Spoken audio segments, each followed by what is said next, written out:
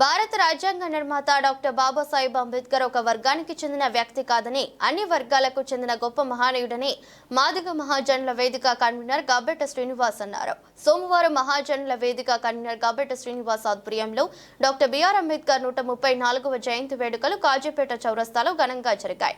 ఈ సందర్భంగా గబ్బెట శ్రీనివాస్ మాట్లాడారు.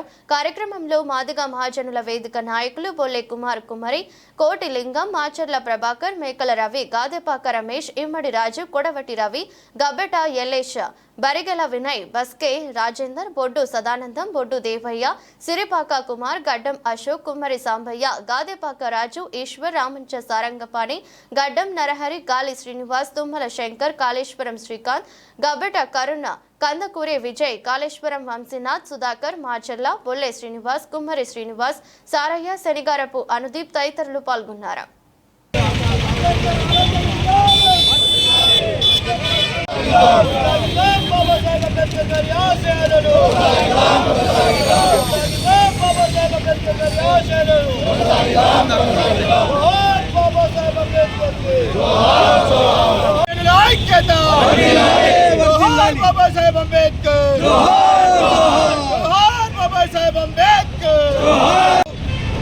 మన భారత రాజ్యాంగ నిర్మాత, మన బహుజన ముద్దుబిడ్డ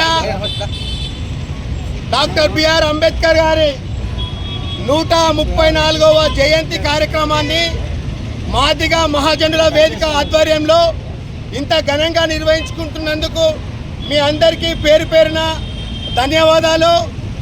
ముందుగా మన బాబాసాహెబ్ అంబేద్కర్ గారు చెప్పిన కొన్ని మాటల్ని మనము ప్రతి ఒక్కరము ఒక్కొక్కటిగా మనం ఉండాలని చిన్న మాటలను స్మరించుకుందామని ఒక చిన్న 3 మాటలు అంబేద్కర్ గారు చెప్పినవన్నీ మీ అందరికి తెలియజేయడానికి ఇష్టపడుతున్నాను. మాదిగ మహాజనుల వేదిక పక్షాన ఆశయాలను ఆచరణలో పెడితే మానవుడే మహనీయుడు అవుతాడని ఒక గొప్ప సూక్తిని మనకు అందించినాడు అంబేద్కర్ గారు.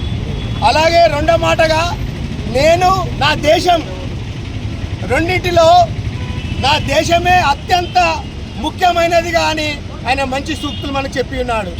అలాగనే మూడవది కూడా జీవించేందుకు మనిషి తినాలి,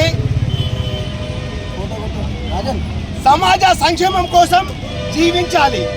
ఇలాంటి మహా అద్భుతమైన సూక్తులు చెప్పి మన అందరికీ అన్ని రకాల వర్గాల ప్రజలకు, ఒక దళిత జాతులకే కాకుండా బీసీ సామాజిక వర్గానికే కాకుండా ఓసీ సమాజానికి కూడా అన్ని వర్గాలకు సమాన హక్కులతోటి రిజర్వేషన్ కల్పించిన మహనీయుడు మన బాబాసాహెబ్ అంబేద్కర్. ఆయన ఆశయాలను మనము ప్రతి ఒక్కరము పాలు పంచుకొని ఆయన ఆశయాలన్నీ నెరవేరేదాకా మనం అందరము ముందుండి ఇలాంటి వేడుకలే కాకుండా అనేక విషయాల మీద కూడా మన బాబాసాహెబ్ అంబేద్కర్ని మనం ఎంత చేసినా కూడా చాలా తక్కువ. ఎందుకంటే ఆయన కుటుంబాన్ని, జీవితాన్ని త్యాగం చేసిండు మన బిడ్డల కోసం.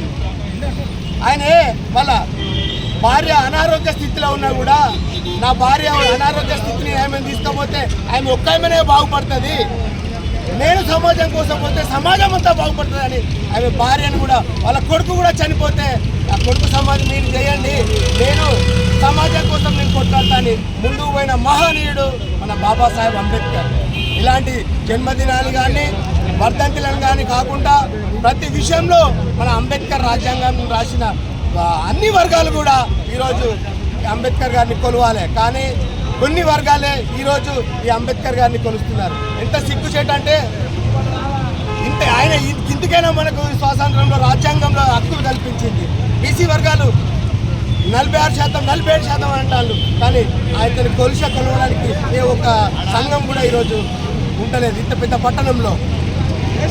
ఇప్పటికైనా అన్ని వర్గాల ప్రజలు బాబాసాహెబ్ అంబేద్కర్ చేసిన పోరాటంలో ఒక వంతుగానైనా మనం అందరం పాల్గొని, అలాగే ఈరోజు మన మాదిగ మహాజనుల వేదిక పక్షాన వచ్చిన ప్రతి ఒక్క మాదిగ ముద్దు బిడ్డలందరికీ పేరు పేరున ధన్యవాదాలు తెలియజేసుకుంటూ ఈ యొక్క కార్యక్రమంలో ఇంకా ప్రతి ఒక్కరికి మాట్లాడేది ఉన్నది. అన్న ప్రెస్ వచ్చిందని చెప్పేసి మాట్లాడడం జరుగుతున్నది. జై భీమ్, మాదిగ మహాజనుల ఐక్యత.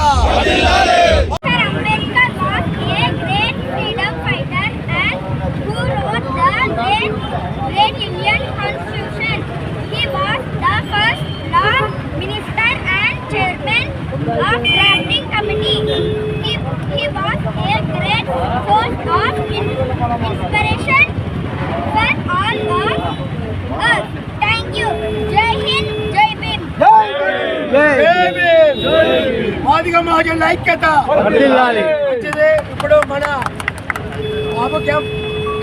మాదిగ మహాజనుల నాయకులు మన కోటిలింగం గారిని మాట్లాడవలసిందిగా.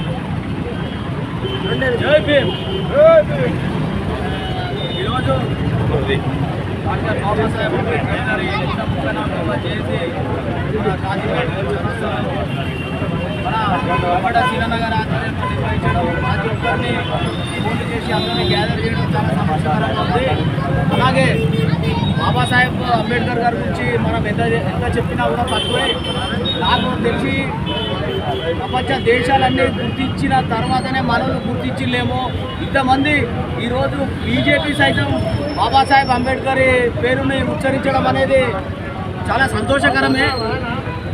అలాగే మన మాజీ ముఖ్యమంత్రి వారు కేసీఆర్ గారు బాబాసాహెబ్ అంబేద్కర్ గారు రచించినటువంటి రాజ్యాంగంలోని ఒక చిన్న ఆర్టికల్ను ఆధారంగా చేసుకొని చిన్న రాష్ట్రాలను ఎలా సాధించుకోవాలి, మన ప్రత్యేక తెలంగాణ ఎట్లా కావాలి అనే దాని నినాదం మీద నడవడం జరిగింది. అలాగే తెలంగాణ సాధించుకోవడం జరిగింది.